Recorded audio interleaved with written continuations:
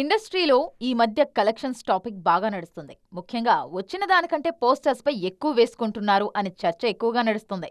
Cinema ఏదైనా star ఉన్నాడంటే చాలు 50 కోట్లు వస్తే 100 కోట్లు చెప్తున్నారనే చర్చ నడుస్తుంది. పైగా నాగవంశీ, దిల్ రాజు లాంటి అగ్ర నిర్మాతలు సైతం ఈ ఫేక్ కలెక్షన్లపై గతంలోనే ఓపెన్ అయ్యారు. మీడియాకు చెప్పేది కేవలం స్పెక్యులేషన్ మాత్రమే అని, మా వ్యాపారం మేమెందుకు బయట పెట్టుకుంటామని గతంలోనే నాగవంశీ క్లారిటీ ఇచ్చారు.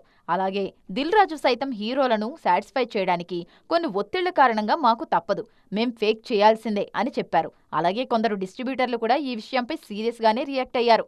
కలెక్షన్స్ విషయంలోనే కాదు, యూట్యూబ్ వ్యూస్ పై ఓపెన్ గానే ఇవన్నీ ఫేక్, డబ్బులిచ్చి కొంటున్నామని మాట్లాడేస్తున్నారు. ఆ మధ్య దిల్ రాజు ఈ వ్యూస్ మీద ఓపెన్ అయ్యారు.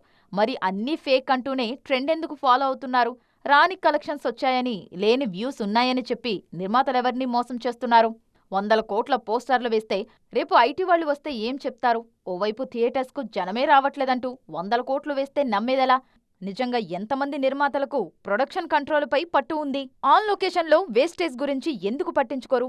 ఇవన్నీ పర్ఫెక్ట్గా చేస్తే ఫేక్ వేయాల్సిన అవసరమే ఉండదుగా అనేది విశ్లేషకుల అభిప్రాయం.